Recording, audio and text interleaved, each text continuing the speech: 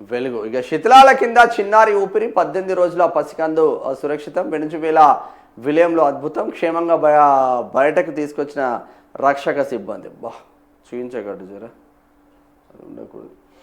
ఇక హార్మోజ్లో మళ్ళీ tension, Iran America పరస్పరం డ్రోన్ క్షిపణి దాడులు, సీజ్ ఫైర్ ఉల్లంఘనపై ఇరు దేశాల ఆరోపణలు, హార్మోజ్లో నౌకపై ఇరాన్ దాడి, ఇరాన్ తీర ప్రాంతంపై అమెరికా అటాక్, బహ్రెయిన్లోని యుఎస్ బేస్పై హార్మోజ్లో మరో నౌకపై విరుచుకుపడ్డ ఇరాన్, ఓమన్ వద్ద నౌకా మార్గాన్ని విస్తరించిన యుఎస్ నేవీ, ఒప్పందాన్ని మూర్ఖంగా ఉల్లంఘించారు అంటున్నారు ట్రంప్. చూడాలి ఏం జరుగుతుంది. సర్ చుట్టూ సవాళ్ళు, ఏం జరుగుతుందో చూద్దాం. 3 రోజుల్లో 1.02 కోట్లకు పైగా ఎమ్యునరేషన్ ఫారాలు పంపిణీ చేశామంటున్న అధికారులు. మా ఊర్లోనైతే ఎవరు ఇంకా రాలేదంట. మరి క్షేత్రస్థాయిలో మాత్రం విభిన్న పరిస్థితులు. పలు చోట్ల బిఎల్ఓలకు బదులు ఫారాలు పంచుతున్న బిఎల్ఏలు. దీంతో సర్ ప్రక్రియ రాజకీయ రంగం పులుముకుంటుందనే విమర్శలు. నిరక్షరాస్యుల ఇళ్లలో ఫారాలు నింపుతున్న తీరుపై అనుమానాలు. గ్రామాల్లో సమస్యలపై అధికారులను నిలదీస్తున్న ప్రజలు. పలు చోట్ల మొరాయిస్తున్న సర్వర్లు.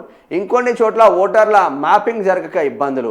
2002 సర్ లిస్టులో పేరుందా లేదా స్పష్టత లేక అయోమయంలో ఓటర్లు. Remuneration form నింపడంతో తిక్కమక.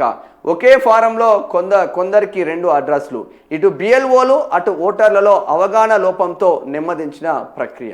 ఏం జరుగుతుందో అర్థం కాదు, కానీ సర్ చుట్టూ అనేక సవాళ్ళు జరుగుతున్నాయి. రాష్ట్ర వ్యాప్తంగా ప్రారంభమైన special intensive revision mains sir ప్రక్రియకు అనేక సవాళ్లు ఎదురవుతున్నాయి.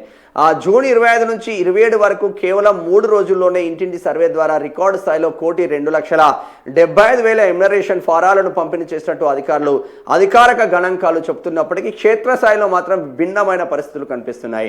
ఎమ్యునరేషన్ ఫారాల పంపిణీకి వెళ్తున్న తమకు ప్రజల నుంచి తగినంత సహకారం లభించడం లేదని బూత్ లెవెల్ ఆఫీసర్ మీన్స్ బిఎల్ఓలు వాపోతున్నారు.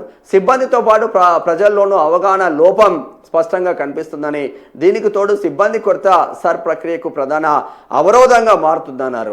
స్వయంగా ఇంటింటికి వెళ్లి వివరాలు సేకరించాల్సిన బిఎల్ఓలు సిబ్బంది లేమి, పని ఒత్తిడి పేరుతో రాజకీయ పార్టీలు నియమించిన బూత్ లెవెల్ ఏజెంట్ల అంటే బిఎల్ఏలపై ఆధారపడుతున్నారు.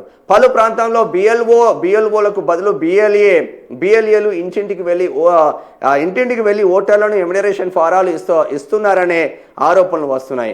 ప్రధానంగా గ్రేటర్ హైదరాబాద్లో ఈ పరిస్థితి కనిపిస్తుంది. పార్టీల ప్రతినిధులే నేరుగా ఇళ్లకు వెళ్లి ఫారాలు పంపిణీ చేస్తుండడంతో సర్వే కాస్త రాజకీయ రంగు పులుముకుంటుందని, దీనికి తోడు కొందరు రాజకీయ పార్టీల బిఎల్ఏలు అసలైన ఎమ్యునరేషన్ ఫారాలను కలర్ జిరాక్స్ చేయించి పంపిణీ చేస్తున్నారని ప్రచారం కలకలం రేపుతున్నది. దీనికి తోడు నిరక్షరాస్యుల ఇళ్లలో దరఖాస్తులను ఎవరు నింపుతున్నారు, వాళ్ళు సరైన వివరాలు నమోదు చేస్తారా అన్న ప్రశ్నలు తలెత్తుతున్నాయి. ఈ ప్రక్రియలో వివరాల నమోదు ఏమాత్రం నిర్లక్ష్యం చేసినా భారీగా ఓట్లు కోల్పోయే ప్రమాదం ఉంది. మరి ఇప్పుడు చదువురాని కుటుంబాలు ఉంటాయి ఆ ఊర్లల్లో. ఇప్పుడు ఆ చదువురాని కుటుంబాలు సపోజ్ ఇప్పుడు కాంగ్రెస్ పార్టీ అధికారంలో ఉంది. వాళ్ళు టీఆర్ఎస్కో బీజేపీకో ఓట్లు వేస్తారా, వీళ్ళు మనకు ఓట్లు వేయరు అన్న కాన్సెప్ట్ ఉందనుకో. ఈ చదువురాని వాళ్ళను వాడు ఫారాలు నింపమంటే వాడు నిజంగానే ఓటు తీసేసే అవకాశం కూడా ఉంది. సో జాగ్రత్తగా ఉండాల్సిన ఆవశ్యకత కొద్దీ ఇక్కడ పార్టీల వైజ్గా వాళ్ళ రిప్రజెంటేషన్స్ పెట్టిళ్ళు ఏం జరుగుతుందో ఊర్లో తెలుసుకోవడానికి. మరి స్టిల్ నౌ చాలా ఊర్లలో ఫారాలు రాలేదు. ఇక హైదరాబాద్లో పాత బస్తీ మొత్తం ఎంఐఎం కబంధ హస్తాల్లో ఉంది. ఈయన కొడుకు పోతలేడు, బీజేపీలు తప్ప. అక్కడ కాంగ్రెస్ వానికి సోయలేదు, బీఆర్ఎస్ వానికి సోయలేదు. కేటీఆర్ పొంకనామాలు కొట్టమంటే మస్తు పొంకనామాలు కొడతాడు. గిట్లుంది సర్. మొత్తం మీద ప్రక్రియ మంచిగానే కొనసాగుతుందని చెప్పుకోవచ్చు. చిన్న చిన్న అవరోధాలు మాత్రం ఉంటాయి. అవరోధాలను గట్టెక్కించి పైకి వస్తే సర్ ప్రక్రియ సుస్పష్టంగా ఉంటుంది. మరి ఇక 4 కోట్లు అనుకుంటున్నాం కదా, 3,60,000 లక్షల చిల్లర. మరి ఎంతవరకు 60-70 లక్షలు అయితే ఓట్లు పోయే ఛాన్స్ అవుతుందా? వై బికాజ్ అంటే చనిపోయిన ముసలోళ్ళు కావచ్చు, చనిపోయిన వాళ్ళు కావచ్చు అనుకోకుండా, డబల్ ఓట్లు ఉన్నవాళ్ళు కావచ్చు, ఊర్లో ఉండి హైదరాబాద్లో ఉన్నవాళ్ళు కావచ్చు, హైదరాబాద్లో రెంటెడ్ హౌస్లో ఉండి ఇంకో రెంటెడ్ హౌస్కి మారి ఇక్కడ ఉన్నవాళ్ళు కావచ్చు. డూప్లికేట్ ఓట్స్ను మాత్రం తీసేయడానికి ఆస్కారం ఉంది.